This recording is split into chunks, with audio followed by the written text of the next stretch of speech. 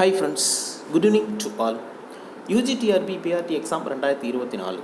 So Sunday வந்து February 4 Sunday வந்து எல்லாருமே எக்ஸாம் வந்து அட்டன் பண்ணியிருக்கிறீங்க. இப்போ எல்லாருமே கேட்குற விஷயம் என்ன அப்படின்னா, இதோட கட் ஆஃப் மார்க் எவ்வளோ இருக்கும்? ஸோ அந்த மாதிரி தான் எல்லாருமே கேட்டுகிட்டே இருக்கிறீங்க. ஒரே ஒரு விஷயம் புரிஞ்சுக்கோங்க, இப்போ காமனாக எக்ஸாம் எழுதின, அதாவது கொஷின் பேப்பர் வந்து ஈஸியாக இருந்துச்சா டஃப்பாக இருந்துச்சா, அது ஃபஸ்ட்டு வந்து நமக்கு தெரியணும். இப்போ ஓவராலாக நம்ம வந்து பொதுவாக காமனாக பார்த்தோம் அப்படின்னா ஈஸி அப்படின்னு சொல்ல முடியாது, ஏன்னா டஃப்பாக தான் கொஸ்டின்ஸ் வந்து இருந்துருக்குது. பட் அப்படி இருக்கும்போது நமக்கு கட் ஆஃப் மார்க்கை பொறுத்தவரை கம்பல்சரி நமக்கு கம்மியாக தான் வரப்போகுது. அதனால நீங்கள் எந்த வித ஒரையுமே நீங்கள் பண்ணிக்க வேண்டாம், கான்ஃபிடெண்ட்டாக இருங்க, தன்னம்பிக்கையோடு இருங்க. ஏன்னா நமக்கு வந்து இப்போ பார்த்தீங்க அப்படின்னா, இப்போ ஒரு இன்னும் ஒரு 2 or 3 days, மேக்ஸிமம் ஒரு 3 days வந்து நமக்கு வந்து அதாவது டிஆர்பி போர்ட்லேருந்து ஒரு டென்டேட்டிவான கீ ஆன்சர் வந்து பப்ளிஷ் பண்ணிடுவாங்க.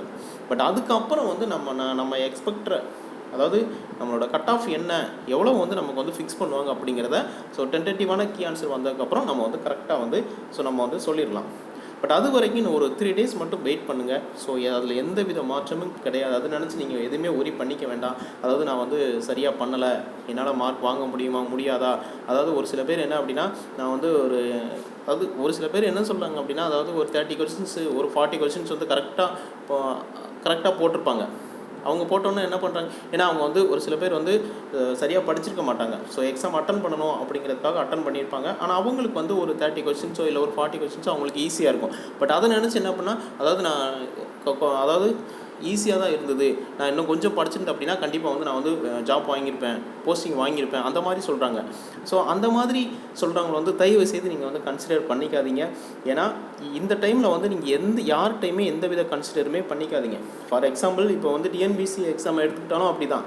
அதாவது அதை என்ன பண்ணுவாங்க அப்படின்னா, அப்ளை பண்ணியிருப்பாங்க, அவங்க வந்து கொஸ்டின்ஸ் வந்து எழுதுவாங்க. அவங்களுக்கு வந்து ஒரு 200 கொஸ்டின்ஸில் ஒரு 40 கொஸ்டின்ஸோ ஒரு 50 கொஸ்டின்ஸோ ஈஸியாக இருக்கும், கரெக்டாக ஆன்சர் போட்டுவாங்க. பட் அதை வச்சு என்ன சொல்லுவாங்க அப்படின்னா, அதாவது எக்ஸாம் வந்து எப்படி பண்ணுன்னு கேட்டால் அப்படின்னா, அவங்க என்ன சொல்லுவாங்க, அதாவது ரொம்ப ஈஸியாக தான் இருந்தது கொஸ்டின்ஸு, நான் இன்னும் கொஞ்சம் படிச்சிருந்தேன் அப்படின்னா கண்டிப்பாக வந்து நான் போஸ்டிங் வாங்கிடுவேன் அப்படி சொல்லுவாங்க. பட் அப்படி சொல்கிறவங்கள தயவு செய்து நீங்கள் காதில் வாங்கிக்காதீங்க. ஏன்னா நீங்கள் எப்படி படிச்சிருக்கீங்க, எவ்வளோ கஷ்டப்பட்டு படிச்சிருக்கீங்க அப்படிங்கிறது உங்களுக்கு மட்டும்தான் தெரியும்.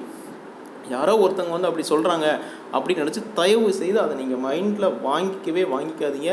இந்த டைமில் நீங்கள் யார்கிட்டையுமே கன்சிடர் பண்ணாதீங்க, கான்ஃபிடென்ட்டோடு இருங்க. அதாவது இப்போ வந்து மேஜர் பார்ட்டில் பார்த்தீங்க அப்படின்னா, அதாவது ஒரு 10 யூனிட் இருக்குது அப்படின்னா, அந்த 10 யூனிட்டில் ஒரு யூனிட்டில் 15 கொஸ்டின்ஸ் கேட்கணும். டோட்டலாக பார்த்தீங்கன்னா 150 கொஸ்டின்ஸ். ஆனால் அதாவது சம் யூனிட்லேருந்து கம்மியான வினாக்கள் தான் கேட்டிருக்காங்க. ப்ளஸ் என்ன அப்படின்னா, நிறைய டாபிக்ஸை அவங்க வந்து ஒமிட் பண்ணிட்டாங்க. நிறைய டாபிக்ஸ்லேருந்து நம்ம வந்து எந்த டாபிக் வந்து இம்பார்ட்டண்டான டாபிக் அப்படின்னு நம்ம வந்து நல்லா படிச்சிருப்போமோ அதுலேருந்து கொஸ்டின்ஸே இல்லை. நிறைய யூனிட்டில் வந்து கம்மியான கொஸ்டின்ஸ் தான் கேட்டிருக்கிறாங்க. அப்படி இருக்கும்போது கட் ஆஃப் மார்க்கை பொறுத்த வரைக்கும் கம்பல்சரி கண்டிப்பாக ரொம்ப கம்மியாக தான் வரும். அதனால கண்டிப்பாக எக்ஸாம் எழுதுன எல்லாருமே போஸ்டிங் அப்படிங்கிறது வந்து வாங்கிடலாம். கம்பல்சரி நீங்கள் வந்து கட் ஆஃப் மார்க் வரையும் கான்ஃபிடென்ட்டோடு இருங்க. அதாவது நான் இவ்வளோ தான் படிச்சிருக்கிறேன், அதாவது அவங்க கேட்டால் எப்படி சொல்கிறாங்க, அதாவது கொஸ்டின் வந்து ஈஸியாக தான் இருந்தது, நான் இன்னும் கொஞ்சம் படிச்சிருந்தோம்னா போஸ்டிங், அதாவது கொஞ்சம் வந்து நான் இன்னும் அதாவது படிச்சிருந்தேன் அப்படின்னா போஸ்டிங் வாங்கிடுவேன்.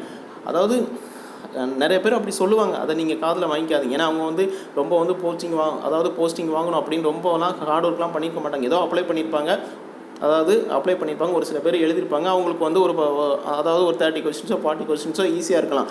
அந்த 40 கொஸ்டின்ஸை மட்டுமே வச்சு நம்மளால் போஸ்டிங் வாங்க முடியாது. அதையும் தாண்டி, ஏன்னா நீங்கள் எவ்வளோ ஹார்ட் ஒர்க் பண்ணி படிச்சிருக்கீங்க, எவ்வளோ எஃபோர்ட் போட்டிருக்கீங்க, எவ்வளோ விஷயங்களை இழந்து படிச்சிருக்கீங்க அப்படிங்கிறது அவங்களுக்கு தான் அதோட கொஸ்டின்ஸ் வந்து எப்படி இருந்துச்சு அப்படிங்கிறது வந்து தெரியும். ஈஸியாக இருந்துச்சா டஃப்பாக இருந்துச்சான்னு தெரியும். ஒரு 30 கொஸ்டின்ஸோ 40 கொஸ்டின்ஸோ நான் வந்து கரெக்டாக போட்டுட்டேன், அப்படி சொல்கிறவங்கள வச்சு நீங்கள் வந்து தயவு செய்து வந்து நீங்கள் வந்து எதுவுமே சொல்லிக்காதீங்க. பட்டு அதாவது இன்னும் சொல்ல போனால் அப்படின்னா, அதாவது நமக்கு என்ன சொல்லுவாங்க அப்படின்னா, அதாவது நீ என்ன எக்ஸாம் வந்து எப்படி பண்ணியிருக்க அப்படின்னு கேட்பாங்க. எனக்கு வந்து மார்க் கம்மியாக தான் வரும் அப்படின்னு நீங்கள் சொல்லுவீங்க. நீங்கள் வந்து நல்லா எஃபர்ட் போட்டு படிச்சிருப்பீங்க நீங்கள் சொல்லுவீங்க. ஆனால் அதாவது ஜஸ்ட் ஏதோ எக்ஸாம் எழுதலாம் அப்படின்னு சொல்லிட்டு, அதாவது 30 கொஸ்டின்ஸ் 40 கொஸ்டின்ஸ் எடுத்தவங்க என்ன சொல்லுவாங்க அப்படின்னா, அதாவது எப்படி பண்ண அப்படின்னா, அதாவது கொஸ்டின் வந்து ஈஸியாக தான் இருந்தது, நான் இன்னும் கொஞ்சம் படிச்சிருந்தோம்னா அப்படின்னா கண்டிப்பாக போஸ்டிங் வாங்கிடுவேன். அப்போ அவங்க 2 பேரை கம்பேர் பண்ணுவாங்க. அவங்க என்ன இப்போ படிக்கவே இல்லை, அவங்க ஈஸின்னு சொல்கிறாங்க, நீ இவ்வளோ நாள் படித்த இவ்வளோ டஃப்பாக இருக்குன்னு சொல்கிறேன், பட் அந்த மாதிரிலாம் நம்மளை வந்து நெகட்டிவ், ஸோ அந்த மாதிரிலாம் நெகட்டிவ் பாயிண்ட்ஸ் வந்து சொல்லுவாங்க. தயவு செய்து அதெல்லாம் வந்து நீங்கள் மைண்ட் செட்டில் வந்து வாங்கிக்காதீங்க. இந்த டைமில் எந்த வித கன்சிடருமே பண்ணிக்காதீங்க. கான்ஃபிடென்ட்டோடு இருங்க. நம்ம சொன்னோம் கொஷின்ஸ் வந்து ஈஸியாக வரவே வராது. ஏன்னா அப்படி வரணும் அப்படின்னு நம்ம வந்து எதிர்பார்க்கவும் கூடாது. ஏன்னா அது டிகிரி லெவல். ஸோ அதனால் கொஷின்ஸை பொறுத்த வரைக்கும் டஃப்பாக தான் இருக்கும். நீங்கள் உங்களோட மேஜர் பார்ட்டில் நீங்கள் நல்லா எஃபோர்ட் போட்டு படிங்க. எப்படி கேட்டாலும் உங்களால் ஆன்சர் பண்ணுற மாதிரி நீங்கள் படிச்சுக்கோங்க. அப்படின்னு தான் நம்ம ஒவ்வொரு நம்மளோட அகாடமியில் டெஸ்ட் பேச்சாக இருந்தாலும் சரி, எல்லாத்துலேயுமே நம்ம அப்படி தான் சொல்லிடலாம். நம்மளோட கொஷின்ஸ் எல்லாமே டஃப்பாக தான் இருக்கும். ஸோ ஏன்னா நம்ம நிறைய படித்து டஃப்பான கொஸ்டின்ஸ் நம்ம இங்கேயே அட்டன் பண்ணால் மட்டும்தான் அங்கே வந்து ஈஸியாக வந்து ஆன்சர் வந்து நம்மளால் வந்து சூஸ் பண்ண முடியும். 4 ஆப்ஷனை பார்க்கும்போது அதுவா அப்படிங்கிற கன்ஃபியூஷன் வந்து இருக்காது. ஸோ அதனால் நம்ம சைக்காலஜி இருந்துமே நமக்கு வந்து ஒரு கட் ஆஃப் பார்த்தீங்க அப்படின்னா 110, 120, ஸோ அந்த ரேஞ்சில் தான் இருந்துச்சு. ஏன்னா இப்போ வந்து சைக்காலஜி இல்லை. ஸோ அப்படி இருக்கும்போது எல்லாருக்குமே கொஷின்ஸ் வந்து டஃப்பாக தான் இருந்திருக்குது. ஏன்னா ஒரு சில பேர் வந்து ஜஸ்ட் ஏதோ படித்து போய் எழுதினவங்க வந்து ஏதோ ஒரு 30 கொஸ்டின் 40 கொஸ்டின்ஸை வச்சு சொல்கிறவங்கள வச்சு ஈஸியாக இருக்குதுன்னு சொல்கிறவங்கள வச்சு தயவு செய்து நீங்கள் வந்து நம்பாதீங்க. அதை நீங்கள் காதிலே வாங்கிக்காதீங்க. கொஷின்ஸை பொறுத்த வரைக்கும் டஃப்பாக தான் இருந்தது. அதுவும் தமிழ் எலிஜிபிள் டெஸ்ட்டு பார்த்தீங்க அப்படின்னா ஒரு சில பேர் என்ன அப்படின்னா, ஒரு சில பேர்னு சொல்கிறத விட எல்லாருமே அப்படி தான். அதாவது நாங்கள் வந்து மேட்சில் கூட நல்லா பண்ணிட்டோம், ஆனால் தமிழ் எலிஜிபிள் டெஸ்ட்டு தான் எங்களால் வந்து கொஷின்ஸ் வந்து மார்க் வந்து அந்தளவுக்கு எடுக்க முடியலை அப்படிங்கிற மாதிரி சொல்கிறீங்க. எதையுமே நீங்கள் ஒரி பண்ணிக்காதீங்க. நம்ம ஒரே ஒரு விஷயம் சொல்லிட்டு தான் இருந்தோம். நீங்கள் படிக்க வேண்டியது ஒன்லி 10th புக் மட்டும் நீங்கள் படித்தாலே ஈஸியாக வந்து பாஸ் பண்ணிடலாம். பட் அதுக்காகவே நம்ம வந்து 10th புக் மட்டுமே ஃபைனல் ரிவிஷனுக்கான மெட்டீரியலுமே நம்ம வந்து ப்ரொவைட் பண்ணியிருந்தோம். ஸோ எல்லாருமே வாங்கினீங்க. அதனால் தமிழ் எலிஜிபிள் டெஸ்ட்டை பொறுத்த வரைக்கும் எழுதின எல்லாருமே வந்து ஏன்னா கஷ்டமாக இருந்துச்சு, ஆனால் பாஸ் பண்ணுற மாதிரி தான் வினாக்கள் இருந்துச்சு.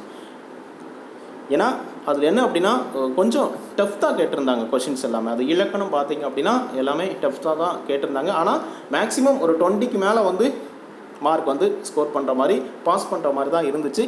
அதனால கம்பல்சரி எல்லாருமே தமிழ் டெஸ்ட்டில் வந்து பாஸ் பண்ணிடலாம். பட் அதில் எந்த வித ஒரியுமே நீங்கள் பண்ணிக்காதீங்க. பட் இந்த டைமில் நீங்கள் ஒரி பண்ணிகிட்டே இருந்தீங்க அப்படின்னா உங்களோட தன்னம்பிக்கையை வந்து நீங்கள் இழக்கக்கூடாது. கம்பல்சரி நீங்கள் எல்லாருமே பாஸ் பண்ணிடுவீங்க.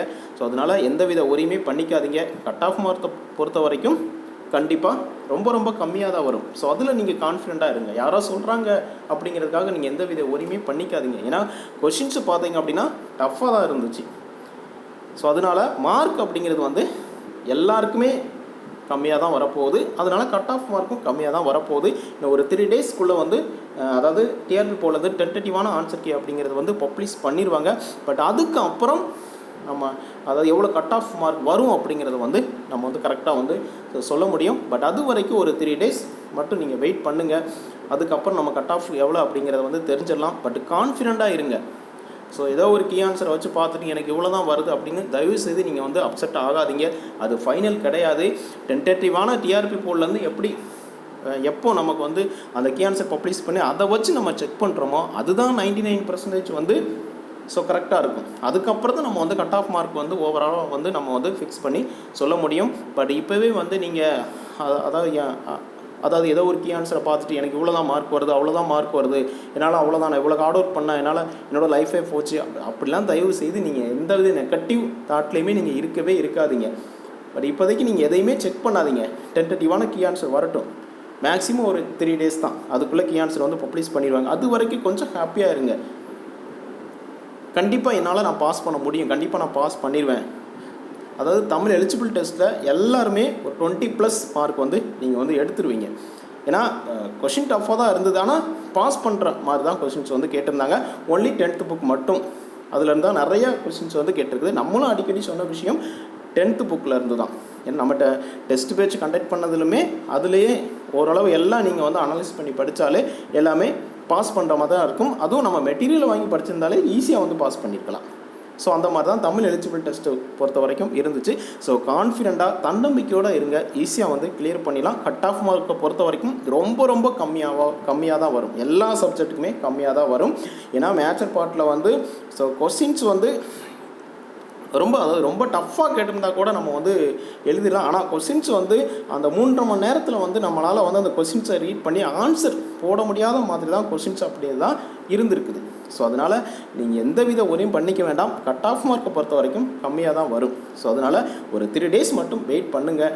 கண்டிப்பாக நம்ம எவ்வளோ கட் ஆஃப் மார்க் வரும், எந்தெந்த சப்ஜெக்ட்டுக்கு எவ்வளோ கட் ஆஃப் மார்க் வரும் அப்படிங்கிறத வந்து நம்ம அதாவது நம்ம எக்ஸ்பெக்ட் பண்ணுற கட் ஆஃப் எவ்வளோ அப்படிங்கிறது வந்து நமக்கு தெரிஞ்சிடும். அது வரைக்கும் கொஞ்சம் கான்ஃபிடென்ட்டோடு இருங்க. யாரோ ஒருத்தங்க சொல்கிறாங்க அப்படின்னு நினச்சி எதையுமே ஒரி பண்ணிக்க வேண்டாம். அவங்கள வந்து யார்ட்டையும் எந்தவித கன்சிடருமே நீங்கள் பண்ணிக்காதீங்க. டென்டேட்டிவான கீ ஆன்சர் வந்ததுக்கப்புறம் நம்ம எல்லாமே கரெக்டாக சொல்லுவோம். அதுக்கப்புறம் வந்து நம்ம ஃபாலோ பண்ணிக்கலாம். தன்னம்பிக்கையோடு இருங்க. ஸோ இனி வந்து நம்ம எக்ஸாம் எழுதிட்டோம் அப்படின்னு தன்னம்பிக்கையை விட்டுறாதீங்க. நமக்கு இன்னும் நிறையா நாட்கள் இருக்குது. ரிசல்ட் வரணும், ஃபைனல் கீ ஆன்சர் வரணும். அதாவது இன்னும் வந்து நிறையா கொஷின்ஸில் வந்து மிஸ்டேக் இருக்கா இல்லையான்னு சொல்லி நிறையா வந்து அப்ஜெக்ஷன் பண்ணணும். ஸோ நிறைய விஷயங்கள் இருக்குது. அதுக்கப்புறம் தான் நமக்கு வந்து மார்க் வரும். ஸோ அதனால் நீங்கள் ஏன்னா அதுக்கப்புறம் வெயிட்டேஜ் மார்க் வேறு இருக்குது, நிறையா விஷயங்கள் இருக்குது. இப்போவே நீங்கள் வந்து கொஷின்ஸ் எழுதிட்டு வந்தோன்னே நமக்கு வந்து இதுதான் மார்க்கு அப்படின்னு சொல்லிட்டு நமக்கு இன்னும் வந்து ரிசல்ட் பப்ளிஷ் பண்ணவே இல்லை. ஸோ அதனால் தன்னம்பிக்கையோடு இருங்க. கண்டிப்பாக 2024 நீங்கள் யாரெல்லாம் ஹார்ட் ஒர்க் பண்ணி 100% வந்து நீங்கள் எஃபர்ட் போட்டு போஸ்டிங் வாங்கி ஆகணும் அப்படின்னு வந்து நீங்கள் ஒரு தன்னம்பிக்கையோட எக்ஸாம் எழுதுனீங்களோ அவங்க எல்லாருமே பாஸ் பண்ணி 2024 கவர்மெண்ட் டீச்சராக நீங்கள் போஸ்டிங் வாங்க தான் போகிறீங்க. கண்டிப்பாக நீங்கள் வாங்குவீங்க. அதுக்கு வியாஸ் அகாடமி சார்பாக வாழ்த்துக்களை தெரிவிச்சுக்கிறோம். ஸோ இன்னும் மேக்ஸிமம் ஒரு 3 days வந்து கீ ஆன்சர் வந்து டென்டேட்டிவான கீ ஆன்சர் வந்து வந்துடும். ஸோ அதுக்கப்புறம் வந்து நம்ம வந்து கீ ஆன்சர் செக் பண்ணி கட் ஆஃப் மார்க் எவ்வளோ வரும் அப்படிங்கிறத வந்து தெரிஞ்சிடலாம். கட் ஆஃப் மார்க் வந்து ரொம்ப கம்மியாக தான் வரும். தன்னம்பிக்கையோடு இருங்க. ஈஸியாக வந்து உங்களுக்கு போஸ்டிங் அப்படிங்கிறது 2024 கண்டிப்பாக எல்லாருமே போஸ்டிங் போயிடுவீங்க. Okay friends, thank you.